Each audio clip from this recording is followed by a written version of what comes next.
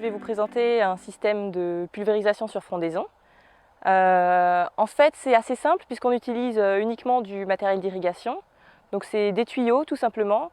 On est parti nous sur du 12 mm, surtout pour limiter le volume mort, donc le plus fin possible. Et après, on a des micro-asperceurs qui sont situés au-dessus de la canopée, tous les 2 mètres. Après, nous, on a fait une petite distinction. On a 2 modalités puisqu'on partait un petit peu dans le flou. On s'est dit on va mettre 2 lignes avec des asperceurs tous les 2 mètres uniquement en hauteur. Et après, on va faire 2 autres lignes avec les asperceurs toujours tous les 2 mètres en hauteur.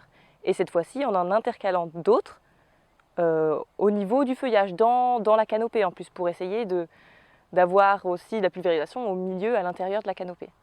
Donc là, du coup, on a des pulvérisateurs tous les mètres, puisqu'ils sont en quinconce, les pulvérisateurs en haut, les pulvérisateurs dans le feuillage. Alors la feuille, elle prend les gouttelettes pendant, ça dépend du système qu'on a, si on n'a que les tuyaux en haut par exemple, pendant 2 minutes. Si on traite à 400 litres hectare, on n'a pas de ruissellement. Ce dispositif-là, il est en place depuis mi-avril 2014. Donc ça fait 2 saisons qu'on l'utilise. On a testé la qualité de pulvérisation, voire comment ça fonctionnait par rapport à un atomiseur classique en verger par exemple.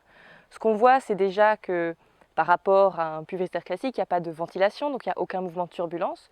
Donc déjà, le produit est uniquement réparti à la surface des feuilles, il n'y a pas de produit en dessous des feuilles.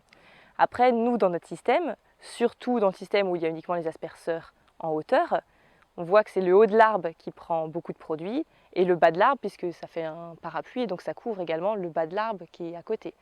Dans l'autre modalité, où là on a les asperceurs en haut plus ceux au milieu du feuillage, on est un petit peu mieux en répartition, on arrive à être à peu près équivalent à la référence. Par contre, comme je dis, on n'a toujours pas de produit sur le dessous des feuilles. Là, c'est comparable pour ce qui est sur le dessus des feuilles. Nous, comment on fonctionne? Généralement, on prépare notre produit à la base phyto, on le prépare dans la cuve du pulvérisateur.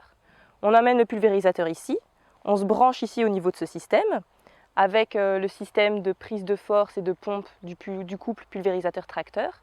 On envoie le produit ici, ça passe dans un filtre, et ensuite avec nos 2 systèmes de vannes, on choisit si on veut la modalité simple, donc les 2 premières lignes, ou la modalité double, les 2 lignes suivantes. Et ensuite, on chronomètre pour fonctionner en équivalent 400 litres hectare, puisque c'est à 400 litres hectare qu'on fonctionne dans la référence en face.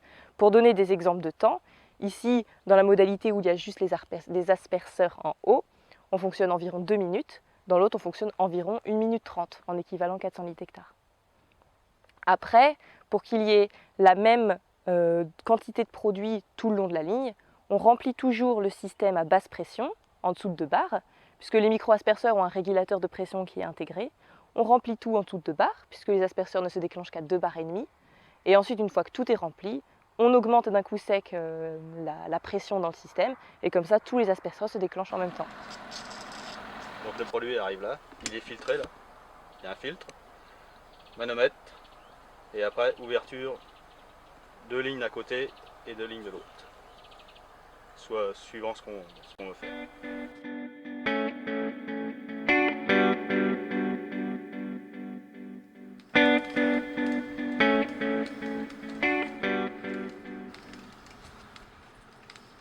L'avantage de ce système, c'est aussi la réactivité. Pour le moment, on s'intéresse surtout à l'efficacité biologique. Donc nous, ce qu'on veut voir, c'est les traitements. Ils sont faits en même temps, au même moment, les mêmes produits que dans la référence. Après, pour aller encore plus loin, ce qu'on pourra faire, c'est changer le positionnement des produits.